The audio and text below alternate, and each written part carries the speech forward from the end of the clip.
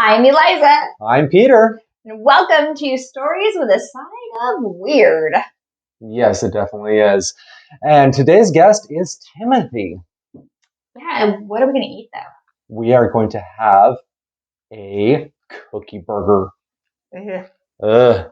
So, let's get into it.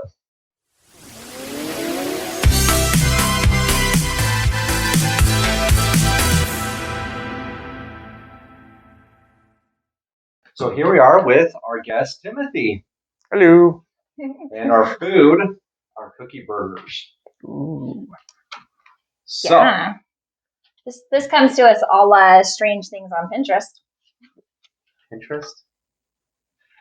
Well, Pinterest. I guess it's good for weird stuff. I guess. Totally. Of course. I don't know. Yeah. I don't know if you have a crumble anywhere near you, but that's where the cookies come from. So we'll give them yes. some props. I did cheat though, and I did go over to Carl's Jr. for the burger because I just didn't feel like cooking. I cheated and went to crumble, so Hey, you know that works. we cheat. So who's taking the first bite? I'll take the first bite. Do I say the Go first for bite? it. So I gotta tell you, I'm weirdly, superly excited to try this because I would try stuff like this all the time when I was in like elementary school. Like for example, every Friday was pizza and chocolate pudding day. So I dipped my pizza in the chocolate pudding and ate that, and I just loved it. Was cheese pizza better than the pudding or pepperoni? Pepperoni, of course. Okay. Got You more gotta go flavor for there. it, yeah. Yeah. All right, well, I'm going to dive in as well Yeah. with you because I'm kind of curious. See, and I cut mine because I'm more ladylike like All right, here we go. that.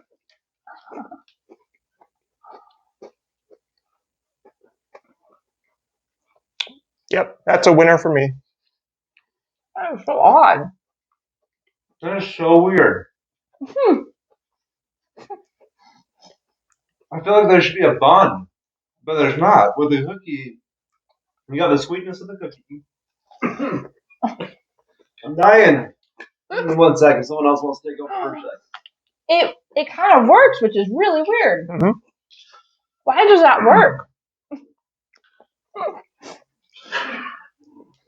Well, it's like a sweet and salty kind of thing. Mm-hmm. So it's a sweet Little and bit savory kind of thing. Yeah. Truly. Man. You could do this with cheese too. Mm. That might add a really fun layer. Oh yeah, I definitely add cheese to this. Mm-hmm. I don't know about cheese. It's weird enough as it is. Mm. But you have the sweetness, you have the saltiness and stuff from the bird, meat, pickles and tomatoes, all that other stuff. It's a lot better than I thought it would be. Like I thought it'd be really weird, but that's strangely good. Mm-hmm. I'm loving it. No, I don't know if I'd ever have it again, but I would because I'm that weird. so you're more than welcome to continue eating, but I'd like to ask a few questions. But All right. if you're going to eat, you're going to be talking with a mouthful. So, you know. Well, we'll see how it goes. Go for it. All right, so you were very big into music. Mhm. Music speaks to you. Music has a, how you say, like a deeper meaning to you than most people do. I was kind of curious how it feels and what it means to you musically. So music, like you said, has been a huge part of my life. I'm a very introverted kind of person. I'm not very outspoken or I don't know. Just but music for me has been like a therapy for me throughout my life. I have suffered with depression and anxiety issues, and I've never been on medication for any of it, and I attribute that to music, even though I still struggle really hard with it. Music for me, just if I can just sit there, put on my headphones, and just listen to music, whether it's the music itself or the lyrics, I just let it flow through me and just sounds weird, but kind of just cleanse me and make me feel at ease. Is there certain kinds of songs like that speak to you in different moods than others? Like, are there some moods where you're just like, I just want to have screaming songs, or other moods you're just like, I just want to, like death you know, metal, or dance. like I want to listen to Jewel. Or, right, that kind of a thing. Or Well, it kind of depends on the mood. For the most part, I usually stick to rock and metal, or another big thing I listen to is movie scores or like classical music. So, but a lot of the times when I'm depressed or whatever, it's usually like hard rock metal, which sounds weird. Like it would make you more depressed or make you angry, but I think metal a lot of times gets a bad rap just because it has, screaming and stuff. You think it's evil and bad, but if you sit back and listen to some of the actual lyrics and some of the musicality of it, there's a lot deeper meaning, and there's nothing really evil about a lot of it. So, yeah. It's more soulful. The actual songs themselves, the lyrics, things like that, they actually have feelings behind it, true feelings. It's not just whatever, bubblegum, throw something out. It actually means something to those artists, and through that music, you're feeling what they're feeling and what they may be actually going through. Or a lot of times they're able to say and express things that I've never been able to, and they can. Yeah. So that definitely helps a lot. Yeah. And a lot of times I'll share those lyrics with other people, either online or in person. Like, it helps me express myself better because, like I said, I'm very introverted and I'm not very good at speaking or talking or explaining myself. So when I'm able to find those lyrics, it's like, yes, they understand. They get it.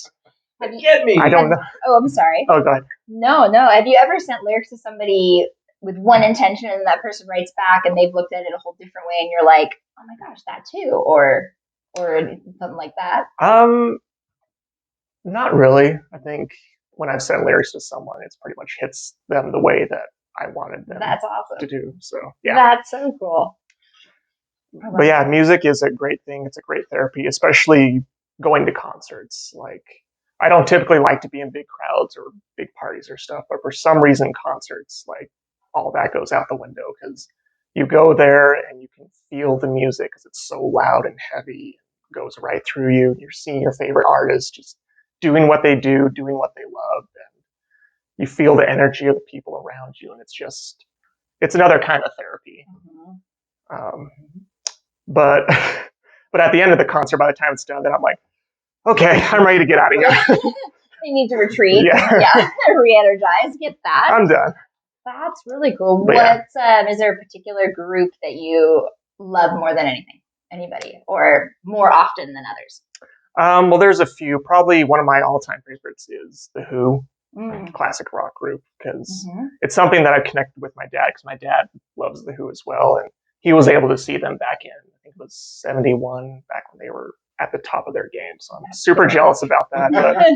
But since then, I've been able to see them twice with my dad, so that's been a really cool experience. That's really fun. A couple of my other all-time favorite bands would probably have to be Stained and Breaking Benjamin.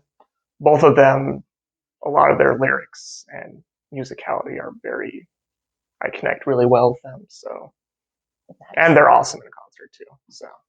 They are. I've actually seen those guys in concert as well, except for The Who. I've never seen The Who in concert, but I have seen Breaking Benjamin. I've seen Stained in concert. They put on a fantastic show.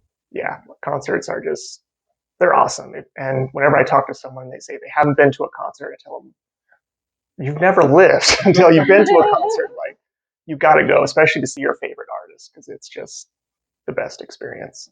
Very much. Yeah. Well, cool. Yeah. So I see that you have a glass here that is Retro Turtles. What kind of retro things that interest you? Well, obviously, Ninja Turtles. I could see them putting pizza in pudding too. Oh yeah, that's a turtle activity. Michelangelo, that was his thing. He always did weird combinations on his pizzas and stuff. But yeah, ever since I was a little kid, I've loved Ninja Turtles, and I still love them today. And I have 2 giant container bins full of old Ninja Turtle stuff that I still have from when I was a kid. Other retro stuff. I guess other cartoons that I've really loved and have connected with have been Ed, Edd and Eddy and Invader Zim. Both of those are just absolutely awesome. Very well done from beginning to end. So definitely recommend those. I'm into retro video games, especially Nintendo.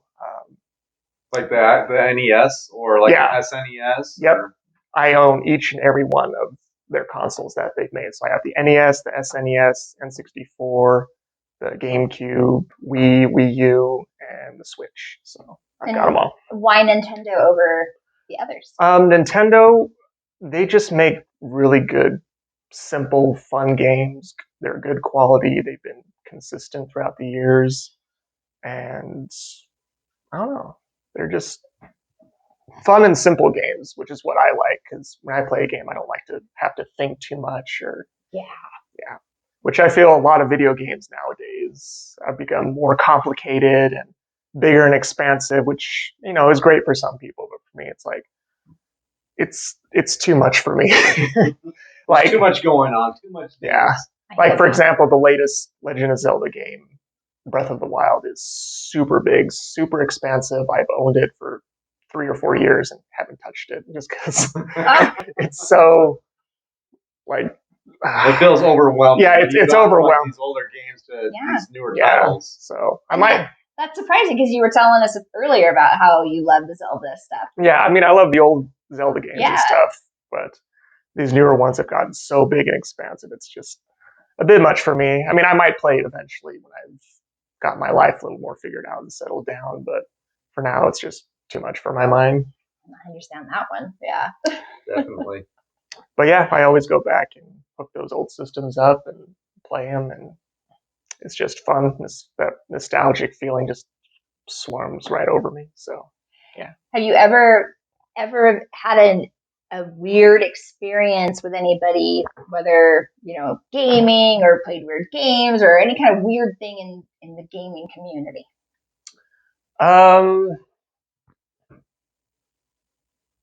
I don't know if those kind of things even exist. Or I mean, obviously, when we were kids, we didn't have social media type stuff where there weren't necessarily message boards like they are today. But I don't know. I don't even know if that's a thing. You had your friends come over, you played games Yeah. and things like that. Yeah. But there's always just like that weird random thing that always ended up happening that was weird. Yeah. well, one thing that does come to mind is I remember the old Mario Party games on N64. Yes. And were those so much fun. controllers that had that little plastic joystick. There was this one game, I think it was like you were in a canoe and you were paddling, but to paddle the boat, you had to spin the joystick around super fast. And so me and my friends, we'd have the stick on our palm and just spin it super fast. And by the time we were done, we would have like blisters covering almost our entire palm. I was thinking a callus or something, right? Yeah. Like, But it was so fun. That's pretty funny. Yeah. That's so cool. Mhm. Well, thank you for your time. Yes. It was great for sharing these stories with us. Yeah, And for sure. Today, Mhm. Yeah. Now, next time I have pizza, I might try pudding. Maybe. I mean, with the hamburger the way that it is here, I mean, clearly it might work. It might. We'll see. But, now it's time for the weekly tongue twister by Peter. Like, share, and subscribe. Comment down below if there's anything you like, anything you don't like, anything you'd like to share, recipes, people you'd like us to come over and interview. Yeah. If you want to pay for that trip to come over, especially if it's across the country.